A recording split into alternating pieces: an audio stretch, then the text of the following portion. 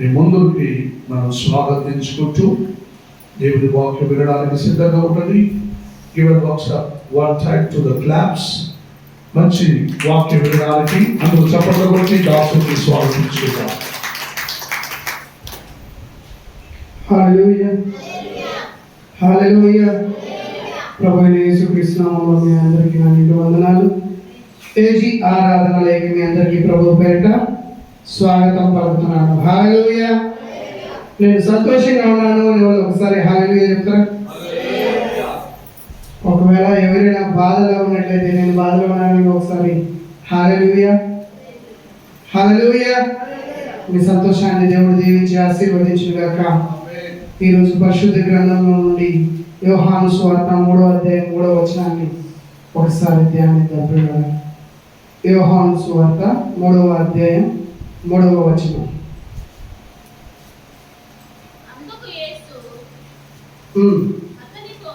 అతనితో ఒకడు కొత్తగా జన్మించితేనే కానీ అతడు దేవుని రాజ్యమును చూడలేడని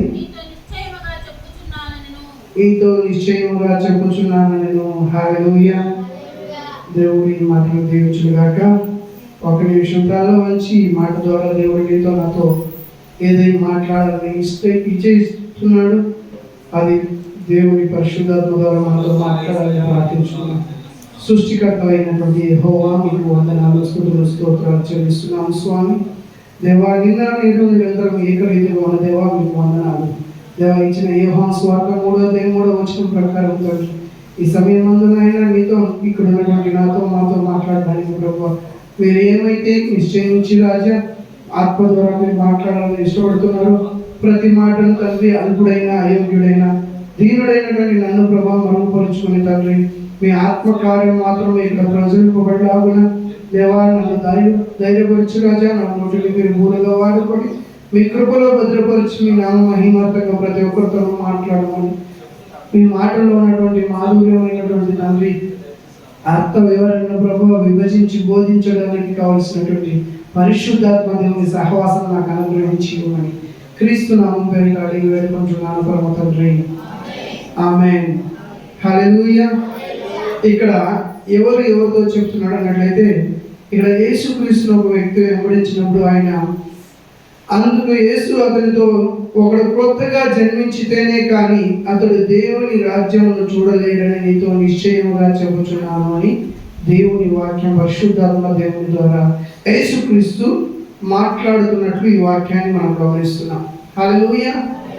ఈరోజు మనం ధ్యానించబోతున్నటువంటి వాక్యం యొక్క టైటిల్ ఏంటంటే, మనలో వాక్యం ఏ రీతిగా ప్రయాణిస్తుంది, ఏ రీతిగా ప్రయాణించడం వల్ల అది ఏ స్థితికి మనల్ని చేర్చుతుంది అనేటువంటి అంశాన్ని టైటిల్గా మనం తీసుకొని ఈరోజు వాక్యాన్ని ధ్యానించుకుంటున్నాం. ఇక్కడ యేసు ప్రభు నోటి ద్వారా మాట చెబుతున్నాడు. హల్లెలూయా. మొట్టమొదటిగా మనం గమనించుకున్నట్లయితే వాక్యం నోటి ద్వారా బయలుపరచబడుతుంది. హల్లెలూయా. వాక్యం నోటి ద్వారా బయలుపరచబడుతుంది. ఇక్కడ యోహాను సువార్త 3:3లో కూడా అదే ఆయనే నోరు తెరిచి చెబుతున్నాడు. ఇక మత్తయి సువార్త 5వ అధ్యాయం 2వ వచనం చూసినట్లయితే, మత్తయి సువార్త 5వ అధ్యాయం 2వ వచనం. అప్పుడు ఆయన నోరు తెరిచి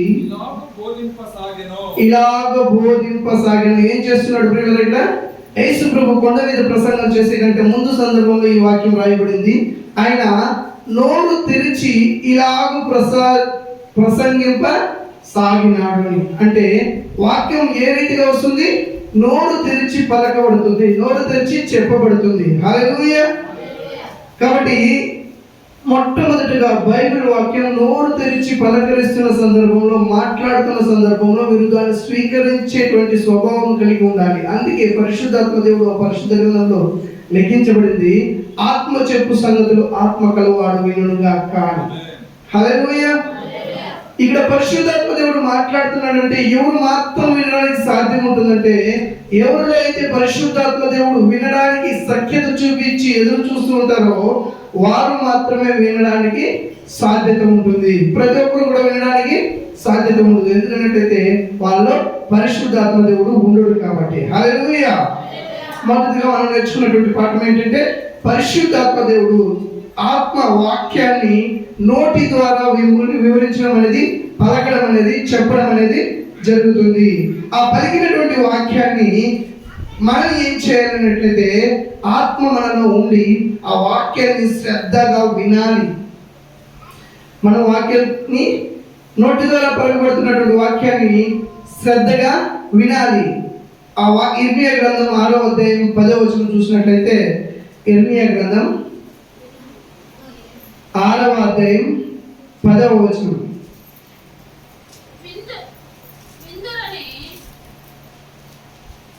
6వ అధ్యాయం 10వ వచనం. ఇర్మియా ఇద్దరని నేను ఎవరితో మాట్లాడేదనో, ఎవరికి సాక్ష్యం ఇచ్చేదనో, వారు వినుటకు తమ మనస్సు సిద్ధపరుచుకున్నారు గనక వినలేకపోయిరే. ఇదిగో వారు యెహోవా వాక్యమందు సంతోషము లేని వారై దాన్ని తృణీకరించుడు. దాని తృణీకరింపు కావున నేను యెహోవా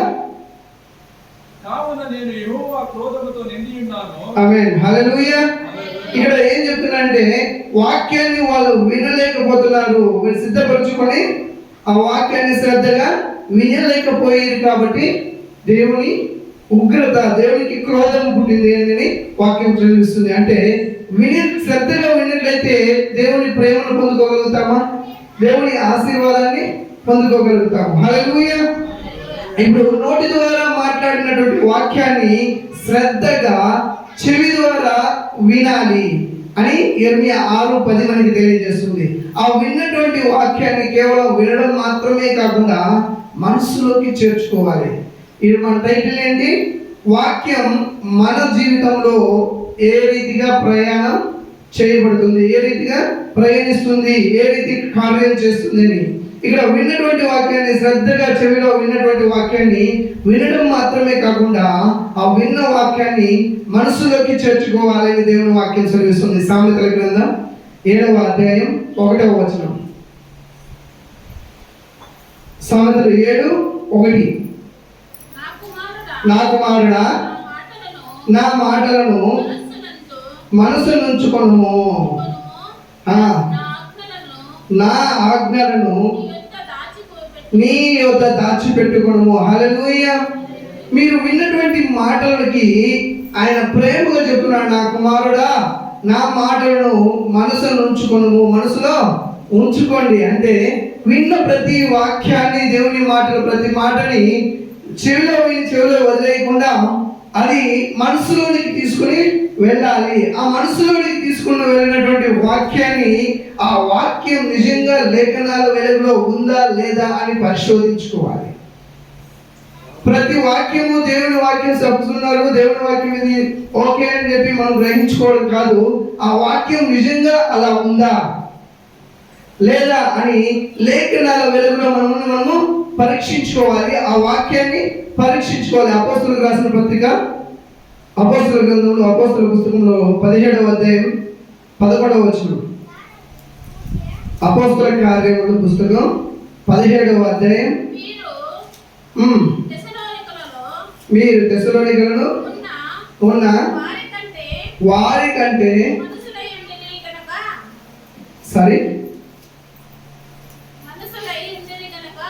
మనుషులై ఉందరు గనక ఆసక్తితో వాక్యమును అంగీకరించి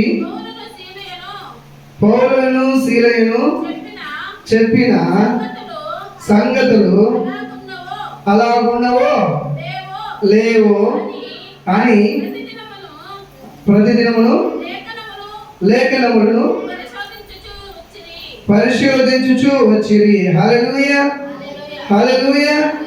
మీరు తెస్సలోనిలో ఉన్నటువంటి వారి కంటే గనులై ఉండిరి గనుక ఆసక్తితో వాక్యమును అంగీకరించి, వాక్యం ఏం చేస్తున్నారంటే, హల్లెలూయా, వాక్యం ఏం చేస్తున్నారు? వాళ్ళు అంగీకరించి పౌలు శీలను చెప్పిన సంగతులు అలాగ ఉన్నవో లేవో అని ప్రతి దినమును లేఖనములను పరిశోధించుచూ వచ్చింది. హల్లెలూయా. మనం ఏం చేయాలి పిల్లలు? విన్నటువంటి వాక్యాన్ని మనసులో దాచుకున్నటువంటి ఆ వాక్యాన్ని మనం ఏం చేయాలనేటైతే, దాచిపెట్టుకున్నటువంటి వాక్యాన్ని మనము ఆ వాక్యము లేఖనాలలో పరిశుద్ధ గ్రంథంలో అదే రీతిగా ఉన్నదా లేదా వేరే రీతిగా ఉన్నదా అని పరిశోధన చేయాలి. అది ఎప్పుడు చేయాలి? ప్రతి దినము కూడా ఆ రీతిగా పరిశోధన మనము చేస్తూ ఉండాలి. హల్లెలూయా. అలా పరీక్షించబడినటువంటి వాక్యాన్ని మనసులో ఆగిపోకుండా ఆ వాక్యాన్ని మన హృదయంలోనికి తీసుకువెళ్ళాలి. మనసు అంటే ఏంటి? హృదయం అంటే ఏంటి? నా మాటగా ఒక విషయం జరుగుతూ ఉంటుంది. గడిచిన నెలలో అన్నగారు ఒక సాక్ష్యం చెప్తున్నారు. నాకు మనసు చెప్తా ఉన్నది, నేను పోయి మంచం పైన వెళ్ళిపో, నా మంచం పైన పండుకో, పోయి పండుకో, మంచం పైన పోయి పండుకోండి అని చెప్పి సురేష్ గారు చెప్తాను. హల్లెలూయా. అది మనసు చెప్పింది. హృదయం ఒక కార్యం చేసింది, వెళ్ళి అక్కడికి తీసుకెళ్ళి పండబెట్టింది. మనసు చేసే కార్యానికి హృదయం చేసే కార్యానికి తేడా ఏంటంటే, మనసు అనేది ప్రేరేపిస్తుంటుంది. దానికి విధేయత చూపించినప్పుడే హృదయం కార్యం జరిగించడానికి, హృదయం ఒప్పుకుంటూనే అది కార్యరూపంలో జరగడానికి సాధ్యత ఉంటుంది. హల్లెలూయా. ఇప్పుడు అదే రీతిగా మనం విన్నటువంటి వాక్యాన్ని మనసులోకి చేర్చుకుని మనసులో దాచిపెట్టుకోకుండా, ఆ మనసులో నుండి అట్లే తీసివేసేయకుండా, మనసులోనే పెట్టుకునేకుండా దాన్ని మన హృదయానికి తీసుకువెళ్ళాలి. ఆ మనసులో విన్నటువంటి వాక్యాన్ని హృదయానికి తీసుకువెళ్ళినప్పుడే అది ఒక కార్యం జరిగించడానికి సాధ్యత ఉంటుంది. హల్లెలూయా. అందుకే మనం గమనించుకున్నట్లయితే అపోస్తలుడైనటువంటి పౌలు సౌలుగా ఉన్నప్పుడు ఆయన పరిశుద్ధ గ్రంథాన్ని పూర్తిగా ధ్యానించి అభ్యసించినటువంటి వ్యక్తి. ఆయన పండితుడు.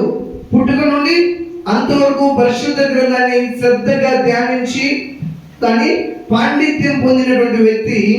ఆ పాండిత్యం పొందినటువంటి యేసుక్రీస్తుని అంగీకరించిన ప్రతి బిడ్డను సంహరించాలి అనేటువంటి ఆజ్ఞా పత్రాన్ని తీసుకుని వెళ్తున్న సందర్భంలో దమస్కు అనే పట్టణం దగ్గరకు వచ్చినప్పుడు యేసు ప్రభు ఆయనతో మాట్లాడతాడు. హల్లెలూయా. ఏ రీతిగా మాట్లాడతాడు? సౌలా సౌలా, నన్ను ఎందుకు హింసించుచున్నావు అని. హల్లెలూయా. ఆయన మనసులోకి అప్పుడు ఆ మాట వినబడింది, కానీ హృదయంలోనికి ఎప్పుడు తీసుకున్నాడు? ఆయన కళ్ళు పోయినప్పుడు, ఆయన వేటిని చూడలేకపోయినప్పుడు, అక్కడ హింసిస్తున్న దేవుడు నిజంగా ఉన్నాడు అని ఆయనకి ఎప్పుడు తెలిసింది? ఆయన మాట్లాడినప్పుడు తెలియలేదు. ఆయనకున్నటువంటి చూపు పోయినప్పుడు తెలిసింది. ఆ చూపును తిరిగి మరి అనన్య అనేటువంటి దేవసేవకుడు వచ్చి ఆయన కోసం ప్రార్థించినప్పుడు పొందుకున్న ఆ చూపు ద్వారా దేవుని శక్తిని గ్రహించడం అనేది జరిగింది పిల్లరా. హల్లెలూయా. సో అదే రీతిగా వాక్యం హృదయంలోనికి రావాలి అన్నప్పుడు, ఆ వాక్యం హృదయంలో ఒక కార్యం జరిగించాలి అంటే విన్నటువంటి వాక్యాన్ని మనసులో దాచిపెట్టుకోకుండా దాని హృదయం వరకు తీసుకువెళ్ళాలి. ఒక పాపం చేసేటువంటి వ్యక్తి ఆ వాక్యం వింటాడు. విన్నప్పుడు విన్నది విన్నట్లుగా వదిలేస్తే ఆయనలో కార్యం జరుగుతుంది. మనం యోహాను 3:3 ప్రకారం ఏం చేయాలి? శ్రద్ధగా విన్నటువంటి వాక్యాన్ని అంగీకరించాలి, మనసులోకి స్వీకరించాలి. ఆ మనసులోకి స్వీకరించినటువంటి ఆ వాక్యాన్ని హృదయంలోనికి తీసుకువెళ్ళాలి. పాపం చేస్తున్నటువంటి వ్యక్తి ఆ విన్న వాక్యాన్ని హృదయం దగ్గరికి తీసుకువెళ్ళినప్పుడు ఏం జరుగుతున్నట్లయితే పశ్చాత్తాపం అనేది ప్రారంభమవుతుంది. ఆ పశ్చాత్తాపం అనేది ప్రారంభమైనప్పుడు హృదయం కృంగిపోతుంది. దేవుని పాదాలను కడగడానికి ఆయన కన్నీళ్లు కావడం స్టార్ట్ అవుతుంది. హల్లెలూయా. మనం ఆ వాక్యాన్ని హృదయం దగ్గరికి తీసుకోకుండా మనసులోనే పెట్టుకున్నట్లయితే మనసు దగ్గర నుండి స్టాప్ అయిపోతుంది. మన జీవితం మారడానికి ఆస్కారం లేదు, కొత్తగా జన్మించడానికి సాధ్యము లేదు. హల్లెలూయా. అలా హృదయానికి తీసుకువెళ్ళినటువంటి వాక్యం హృదయంలోనే దాచిపెట్టుకోకుండా దాని హృదయంలో దాచుకున్నటువంటి ఆ వాక్యాన్ని సాత్వికంతో దాన్ని అంగీకరించాలి. సాత్వికంతో అంగీకరించాలనేటది ఏంటి? హృదయంలోకి వాక్యం వస్తుంది. అప్పుడు పరిశుద్ధాత్మ దేవుడు నీ హృదయాన్ని కలవరింపజేస్తాడు.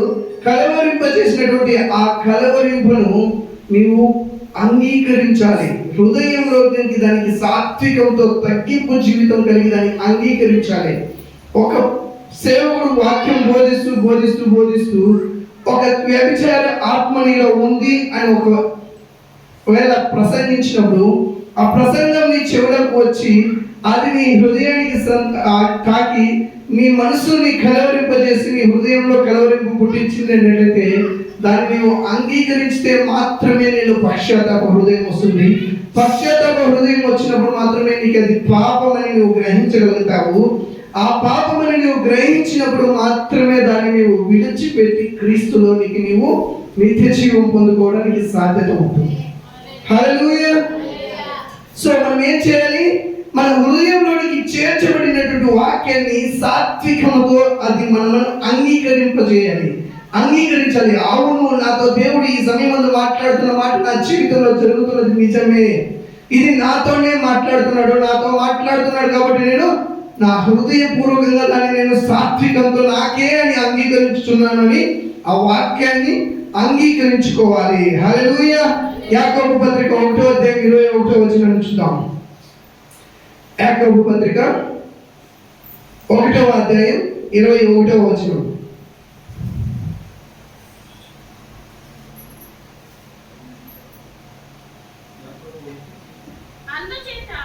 అందుచేత సమస్త కల్మషమును సమస్త కల్మషముతో విరవీగుచున్న దుష్టత్వమును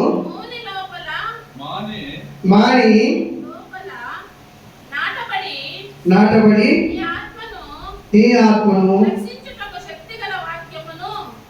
పరిశీలించుటకు శక్తిగల వాక్యమును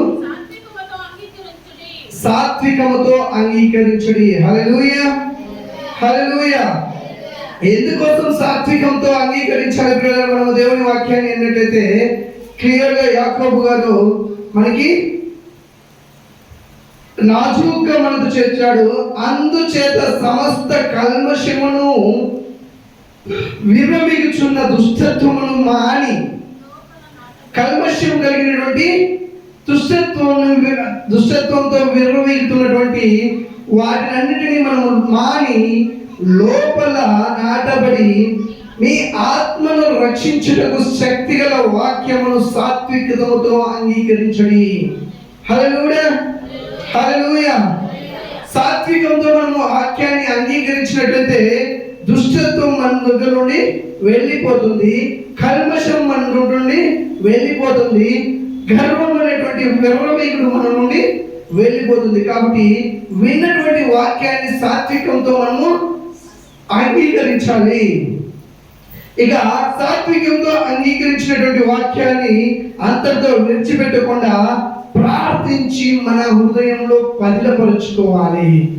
ఎందుకంటే దేవుని వాక్యం సెలవిస్తుంది, వాక్యం పరిశుద్ధ గ్రంథం కొన్ని రోజుల తర్వాత కరువైపోతుంది, పరిశుద్ధ గ్రంథం కనబడకుండా పోతుంది అని దేవుని వాక్యాలే సెలవిస్తున్నాయి. కాబట్టి ఏం చేయాలన్నట్లయితే విన్నటువంటి ఆ సాత్వికంతో మనము అంగీకరించినటువంటి ఆ వాక్యాన్ని ప్రార్థించి మనము భద్రపరచుకోవాలి. సామెతల గ్రంథం 4:21. సామెతల గ్రంథం 4:21.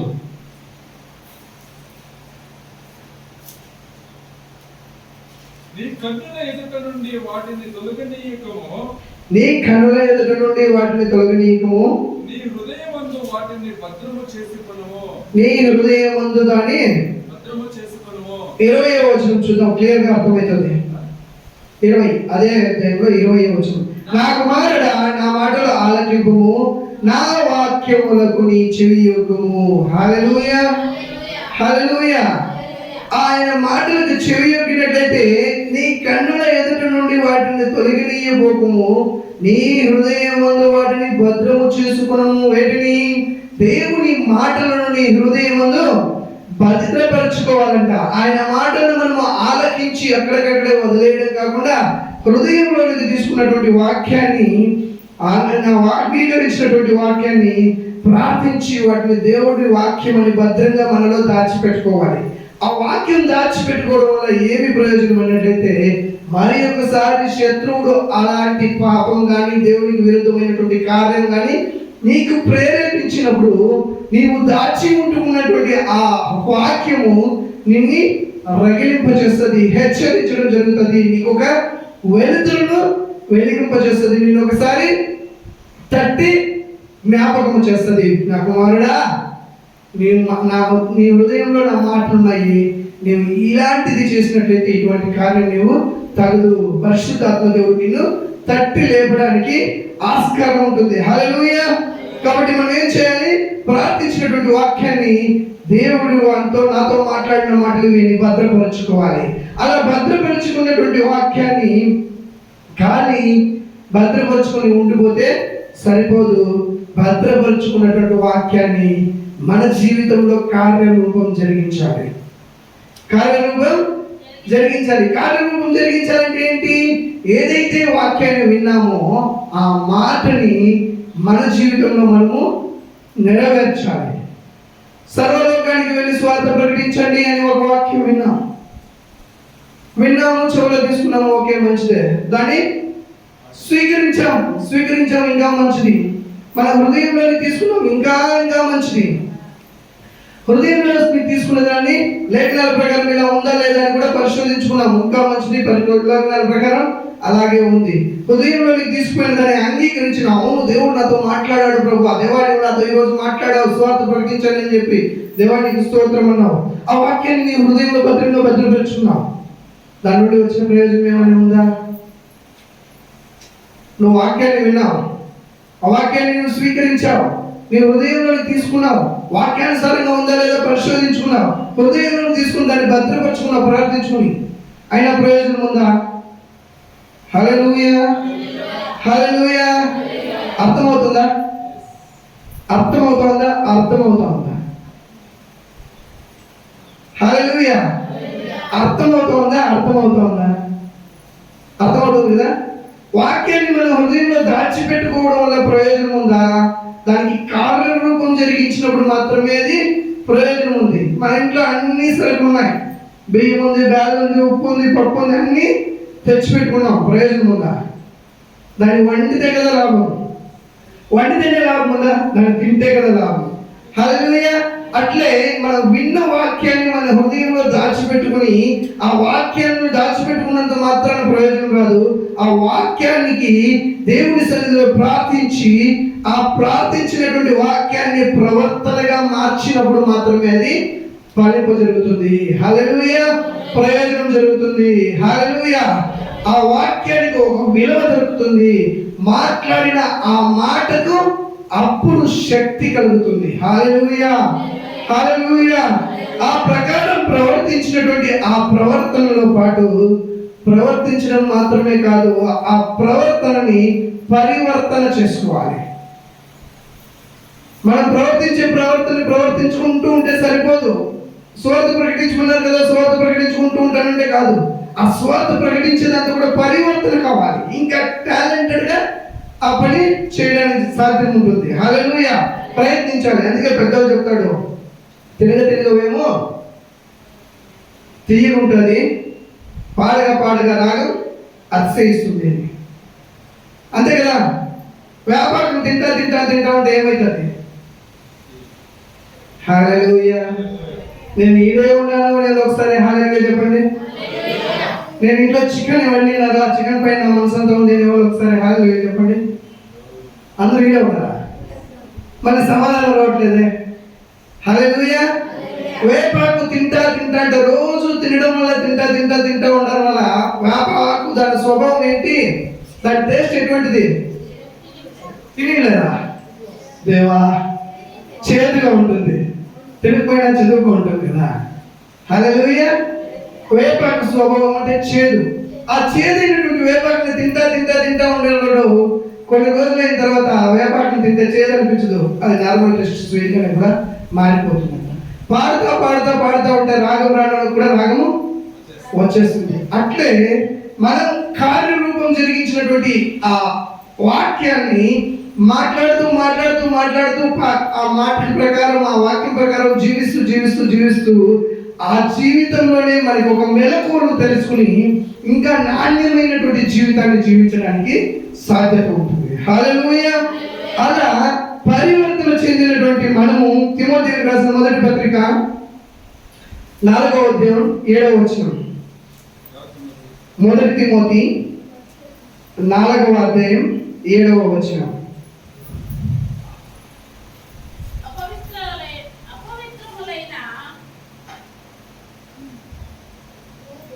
చదవండి. అపవిత్రములైన ముసలమ్మ ముచ్చట్లను విసర్జించి దేవభక్తి విషయములో నీకు నీవే సాధకము చేసుకొనుము. ఆమేన్. హల్లెలూయా. ముసలమ్మ ముచ్చట్లు కట్టిపెట్టి దేవుని యొక్క వాక్యమును సాత్వికం చేసుకుంటూ మనకు మనమే పరివర్తనం చెందాలి అని దేవుని వాక్యం చెప్తుంది. హల్లెలూయా. మనకు మనం ఏం చేయాలి? పరివర్తనం చెందాలి. మనం ఏం చేయకూడదంట? ముసలమ్మ ముచ్చట్లు పెట్టుకోకూడదు. సంఘంలోకి రాగానే మనం చేసేటువంటి మొట్టమొదటి కార్యం ప్రైజ్ లార్డ్ అన్నయ్య, ప్రైజ్ లార్డ్ అక్కయ్య, ప్రైజ్ లార్డ్ అమ్మ అని చెప్పింది అయిపోయిన తర్వాత కూర్చొని చేసేప్పటికీ ముసలమ్మ ముచ్చట్లే. హల్లెలూయా. ఒక 2 మంది ఆడవాళ్ళు కూర్చుంటావా? కరెక్ట్గా జరిగేది ముసలమ్మ ముచ్చట్లే. సో ఆ ముస్లిం ముచ్చట్లు చెప్పుకునేదానికి కాకుండా దేవుడు ఇచ్చినటువంటి వాక్యాన్ని మన హృదయంలో అంగీకరించడాన్ని పరిపూర్ణంగా సాత్వికంలోనికి మనం సాధనలోనికి తీసుకురావాలని చెప్తుంది. హల్లెలూయా. అలా భక్తి సాధన చేస్తూ సంపూర్ణులుగా మనము అవ్వాలి. హల్లెలూయా. పరిపూర్ణులుగా అవ్వాలి. పరిపూర్ణత చెందిన వ్యక్తులుగా మార్చబడాలి. హెబ్రీయులకు రాసిన పత్రిక 6వ అధ్యాయం 2వ వచనం చూద్దాం. హెబ్రీయులకు రాసిన పత్రిక 6వ అధ్యాయం 2వ వచనం. దేవుని యందలి విశ్వాసమును బాప్తిస్మమును గూర్చిన బోధయు హస్త నిక్షేపమును మృతుల పునరుత్థానమును నిత్యమైన తీర్పును అనుపునాది మరలా వేయక క్రీస్తును గూర్చిన మూలోపదేశమును మాని సంపూర్ణులగుటకు సాగిపోదుము. హల్లెలూయా. హల్లెలూయా. విన్న వాక్యాన్ని ప్రకారం జీవిస్తూ నడుస్తూ వస్తూ ఉన్నట్లయితే మనం ఏ రీతిగా మారుతాం అన్నట్లయితే దేవుని యందలి విశ్వాసమును ఉంచి బాప్తిస్మమును గూర్చిన బోధనలు. దేని గురించిన బోధ? బాప్తిస్మానికి సంబంధించినటువంటి బోధను. హస్త నిక్షేపమును అంటే ఏంటి? చేతి నుంచి ప్రార్థన చేస్తారు కదా, అలా ప్రార్థనను చేసేటువంటి హస్త నిక్షేపముల గురించి. మృదుల పునరుద్ధానమును. మృదుల పునరుద్ధానం అంటే ఏంటి? మరణము నిత్య జీవము. యేసుక్రీస్తు మరణించాడు, పాతి పెట్టబడ్డాడు, తిరిగి పునరుద్ధానుడు అయ్యాడు అనేటువంటి మాటలను గురించి, నిత్యమైనటువంటి తీర్పును గురించి. హల్లెలూయా. ప్రతి ఒక్కరికి తీర్పు అనేది ఉంటుంది. అది నిత్యమైనటువంటి తీర్పు. ఆ తీర్పు జరిగిన తర్వాత క్రీస్తు రాజ్యం ప్రారంభమవుతుంది. హల్లెలూయా. ఈ నిత్యమైనటువంటి తీర్పులోకి క్రీస్తుని అంగీకరించిన వారు వెళ్ళకూడదు అని ప్రార్థించాలి. అనేటువంటి పునాదిని మరలా వేయక, ఆల్రెడీ యేసుక్రీస్తు ఈ పునాదులన్నీ మనకి వేసి వెళ్ళాడు.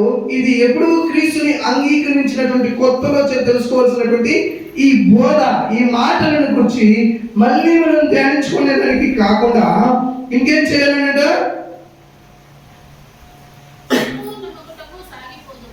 సంపూర్ణముగా అయిపోయేదానికి సాగిపోదాము. అలా సంపూర్ణంగా మనము మారిపోవాలి అన్నట్లయితే క్రీస్తుని వాక్యం మనలో ఇలాంటి అన్ని స్టెప్ బై స్టెప్ కార్యం జరిగిస్తూ మన జీవితంలో జరుగుతున్నప్పుడు మాత్రమే మనము సంపూర్ణతతో సాగిపోవడానికి సాధ్యత ఉంటుంది. హల్లెలూయా. హల్లెలూయా. ఇలా సంపూర్ణంగా మనం సాగిపోతూ ఉన్నట్లయితే మనం ఏం చేస్తుంది, మనలో వచ్చేటువంటి గొప్ప మార్పు ఏంటి, మనలో వచ్చేటువంటి కార్యం ఏంటి అని గమనించుకున్నట్లయితే మనము క్రీస్తు పోలికలోనికి మారిపోతాము. హల్లెలూయా. చెప్పండి కొట్టి దేవుని నామాన్ని మహిమపడతామా.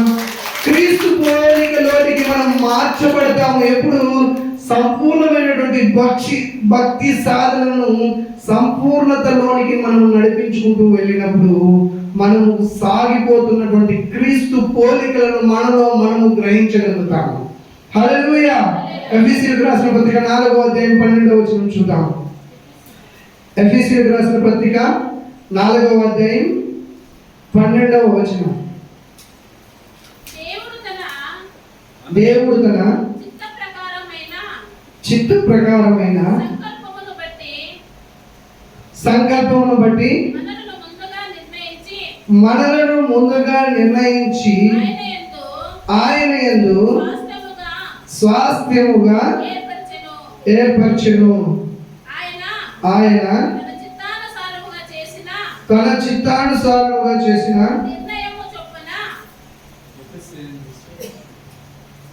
ఎఫెసీయులకు రాసిన పత్రిక 4వ అధ్యాయం 12వ వచనం సిస్టర్.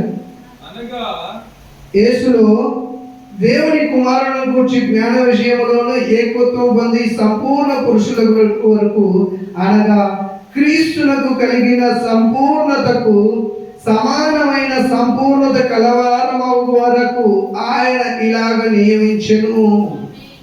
హల్లెలూయా. హల్లెలూయా. ఏమంట? యెహోవాను దేవుని కుమారుని గురించిన జ్ఞాన విషయములో ఏకత్వము పొంది ఒకే ఒక ఆలోచన పొంది సంపూర్ణ మనుషులకు వరకు సంపూర్ణమైనటువంటి మనుషులు మనం అయ్యే వరకు అనగా క్రీస్తులకు కలిగినటువంటి సంపూర్ణతకు సమానమైన సంపూర్ణత కలగాలమగు వరకు. అంటే ఈ సంపూర్ణమైనటువంటి క్రీస్తు ఏ రీతిగా అయితే సంపూర్ణంగా తనకు తాను సమర్పించుకొని ఆయనకి ఇచ్చినటువంటి బాధ్యతలను ఆయన ఈ లోకంలో నెరవేర్తించి ఆయన ఏ రీతిగా అయితే ఆయన కార్యాన్ని తుదిముట్టించాడో అదే అంతటి వరకు మన జీవితంలో మనకు నిర్మించినటువంటి ప్రతి కార్యాన్ని జరిగించేంత వరకు మనం ఏం చేయాలి? సంపూర్ణతలో సాగిపోతూ ఉండాలి. ఆ సంపూర్ణతను సాగిపోతూ ఉన్నప్పుడు ఆ సంపూర్ణత పరిపూర్ణత అయినప్పుడు క్రీస్తులోనికి క్రీస్తు పోలికలోనికి మనము నడిపించబడతాము, మార్పు చెందుతాము. హల్లెలూయా. హల్లెలూయా.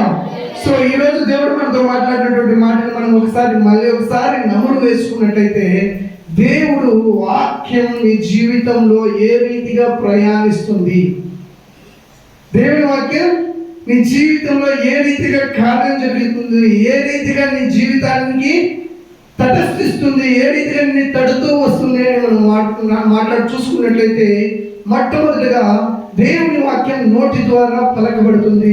దేవుని వాక్యం నోటి ద్వారా చెప్పబడుతుంది. నోటి ద్వారా చెప్పబడినటువంటి ఆ వాక్యాన్ని చెవి ద్వారా నువ్వు శ్రద్ధగా వినాలి. శ్రద్ధగా విన్నటువంటి ఆ వాక్యాన్ని వినడం మాత్రమే కాకుండా దాన్ని మనసులోనికి చేర్చుకోవాలి.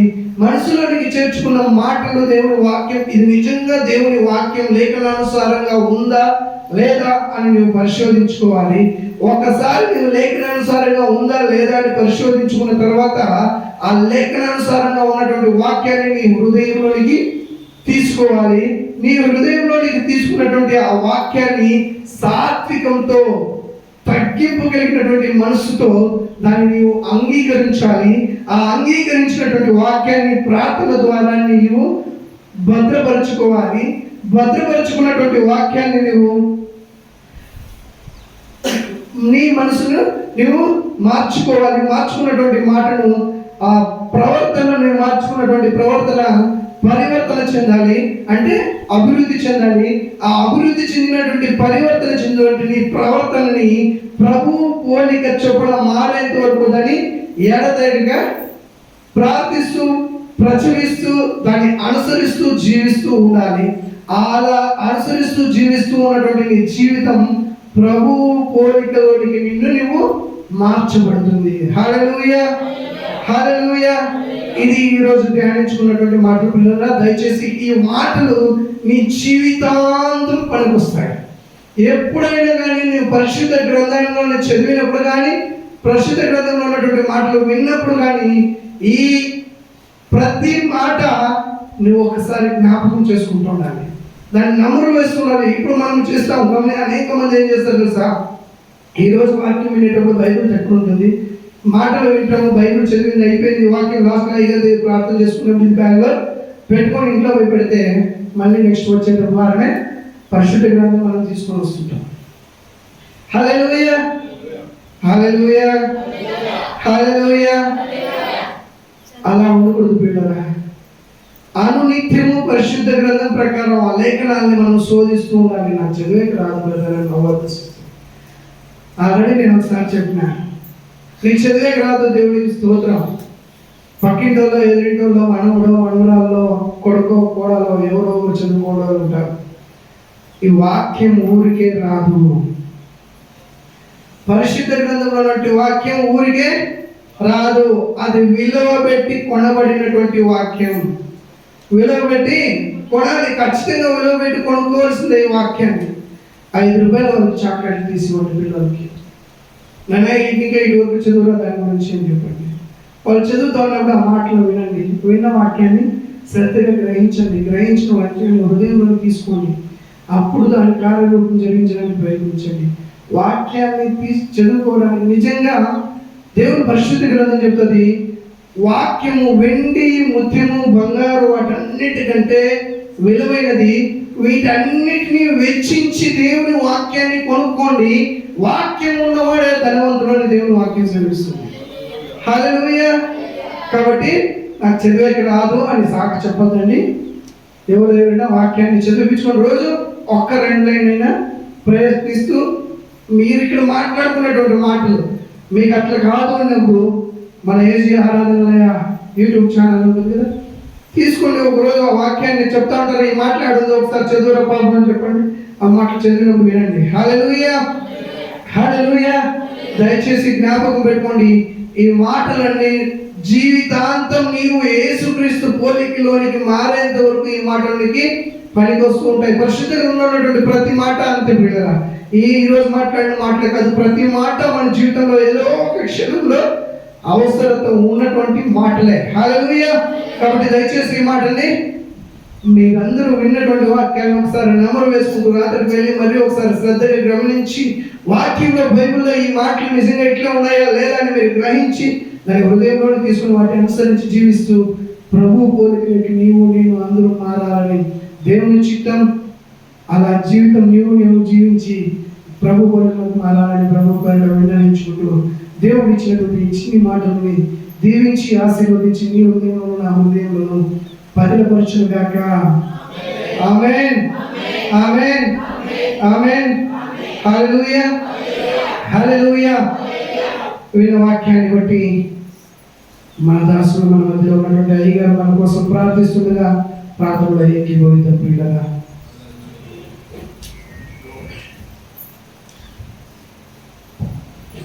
Hallelujah. It's a wonderful message. అత్యావశ్యకమైన మాటలతో పాటు దేవుడు మాట్లాడాడు. It's the Holy Spirit of power. It's the right time that He spoke to in your heart. సరైన సమయంలో నీ హృదయంలో మాట్లాడడానికి దేవుడు సిద్ధంగా ఉన్నాడు. అందరూ కళ్ళు మూసుకొని ప్రార్థించున్నాం. అబ్రహాము వంశస్థులారా